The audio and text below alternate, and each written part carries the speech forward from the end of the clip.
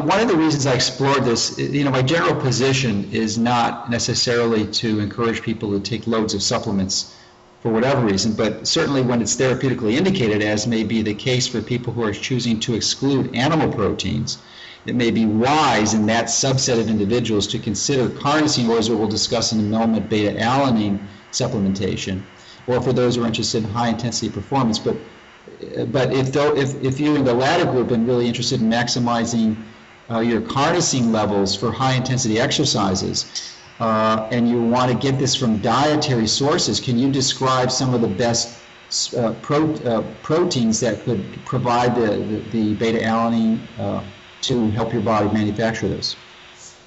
Yes, I mean, there's reasonably high concentrations in various sort of meat products, essentially, but also sort of fish as well, where they exist in slightly different forms of the histidine-containing dipeptide in any case. Things like chicken and turkey have reasonably high concentrations. North Atlantic prawns, for some reason, have a really high concentration. As does whale beef, for example, has quite high concentrations of.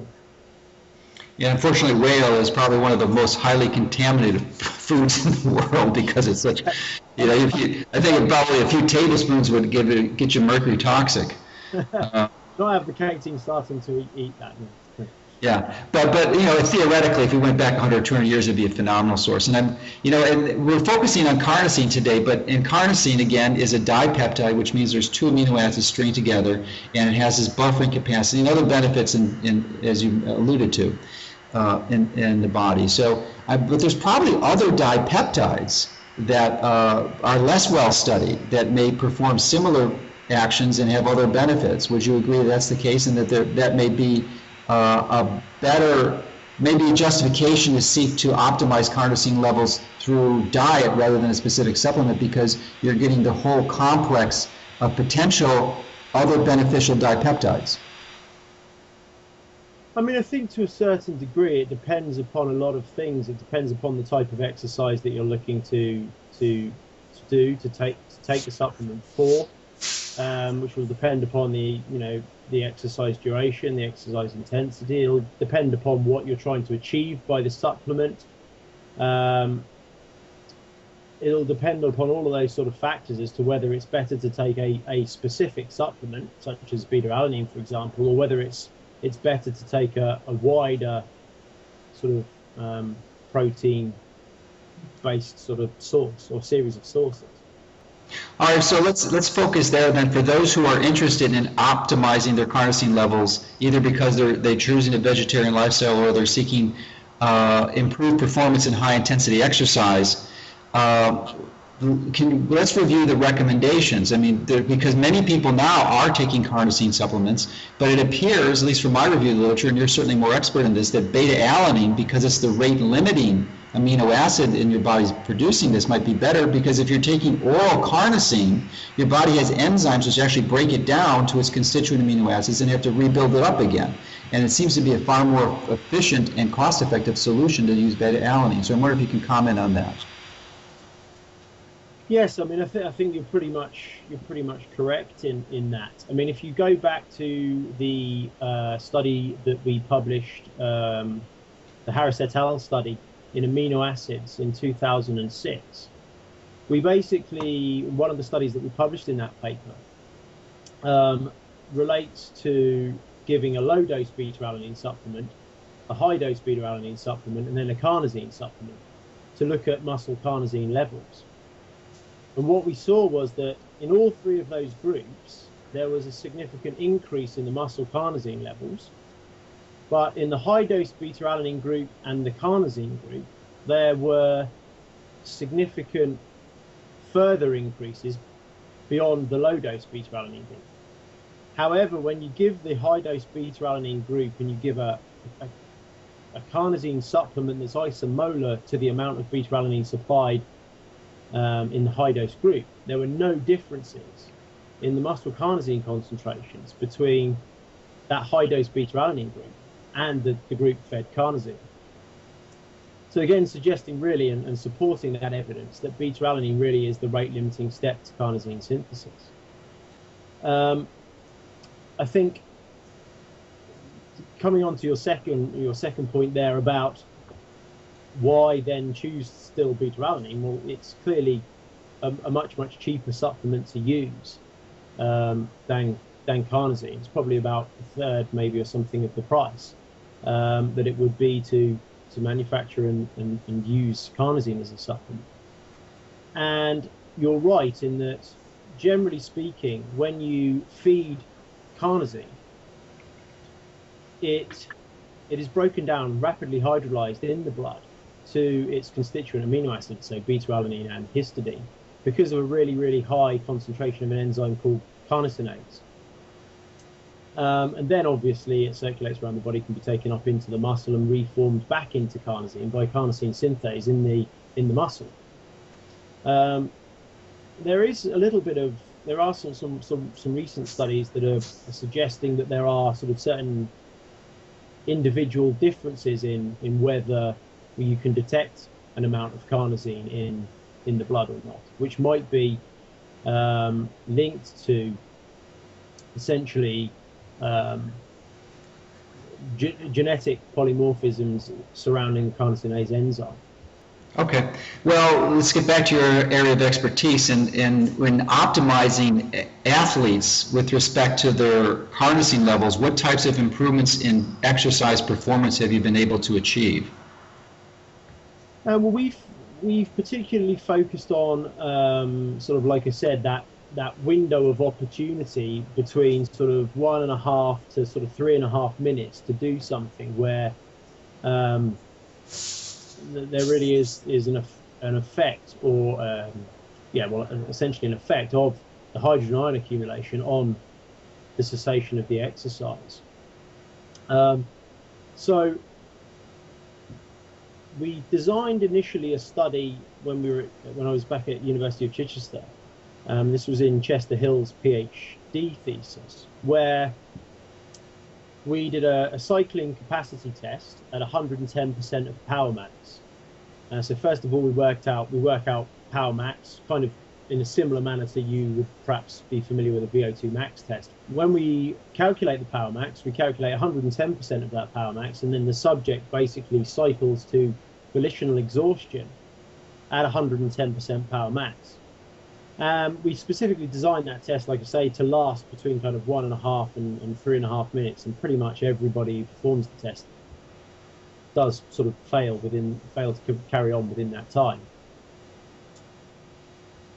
So Chester Hill in his PhD thesis showed in around a 13% increase in exercise capacity. So we must make that distinction. This is exercise capacity, as opposed to exercise performance. And we followed that up recently with a study where it was actually a study that was looking at beta-alanine and beta-alanine plus sodium bicarbonate. There was a sort of a beta-alanine only component to it. And we showed a reasonably comparable increase of 14% using exactly the same test. So that was some quite nice sort of confirmatory data that there's about a 13-14% increase in exercise capacity in that type of a test, 110% power max. And I think generally speaking, there's been some quite good evidence that exercise capacity is influenced by beta-alanine, positively influenced by beta-alanine supplementation.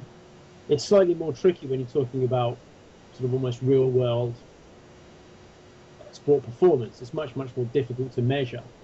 But our ongoing studies at the moment are looking at sort of repeated sprint activity that you might sort of expect to see in games play. So things like soccer, field hockey, those kind of sports. I was going to say some other groups, Winder Age group in University of Ghent in Belgium, have shown some benefits of beta-alanine supplementation theoretically to 2,000-meter rowing performance, again an Olympic event. So there's quite a bit of information out there showing a positive effect, but I would temper that by saying certainly not all studies have shown a positive effect. Now carnosine is obviously sounds very similar to carnitine, which is also being used by many for sports performance enhancement. And I'm wondering if you can comment on the benefit of potentially using those, or what people might use carnitine for. Largely, the two things really, and it comes back to one of the earlier points that you made about considering what the important exercise modality is that you're aiming your supplement at, and very much related to the exercise duration and the exercise intensity. Carnosine is obviously very much, as we've mentioned, looking at buffering hydrogen ions in the muscle for high intensity exercise performance. And there are one or two other potential mechanisms by which it might influence the high intensity exercise performance. Carnitine, on the other hand, is essentially used primarily to try to enhance the fat oxidation rate. And so that would be much more focused on prolonged exercise performance rather than short-term high-intensity exercise performance, which is where your focus for carnosine is. Probably more appropriate combinations that have been looked at as far as combining with carnosine would be things like creatine supplementation, or a study that we've recently looked at using sodium bicarbonate supplementation. So the benefit of combining the latter two would be that you are looking at a 4-week supplementation period with carnosine, for example. With beta-alanine to increase your carnosine levels, which would then theoretically increase your muscle buffering capacity. And then you're also supplementing acutely with sodium bicarbonate to increase the potential for extracellular buffering. So you're kind of almost tackling both ends of that hydrogen ion challenge, the one that's in the muscle and then the one that's in the blood. What type of levels of sodium bicarbonate would that be, especially translated down to something like baking soda? Would it be like a half a teaspoon of baking soda in water and drinking it? And the timing of that would also, if you can comment on that. Yeah, we basically use, fairly traditionally, you sort of see dosing regimens between 0.2 and 0.3 grams of sodium bicarbonate per kilogram of body mass. So we tend to sort of make the dose relative to body mass. And again, yeah, like I say, sort of 0.2, 0.3 grams per kilogram of body mass is generally what's used. So that would be, since the average person is about 70 kilograms, that may be 20 grams of bicarbonate, which would be about a big heaping tablespoon of baking soda. Would that be approximately correct? Yeah, so for a 70 kilogram human, taking a dose of, assuming a dose of 0.3, that would be, yeah, like you say, 21 grams. And what's the timing on that? If one was interested in using that, would it be how long before you were engaging in the exercise? Well, you would probably look for, so assuming a commercially available sodium bicarbonate sort of supplement, you would probably take that around 90 minutes prior to exercise. I mean, we've used an incremental sort of dosing strategy in our recent study where we've combined the two, where we started about 4 hours before exercise, giving 2/3 of the dose, about 4 hours before, and then about 2 hours before giving another third of the dose. And one of the reasons that we do that is in order to try to limit the gastrointestinal distress that sometimes happens with high dose of sodium bicarbonate.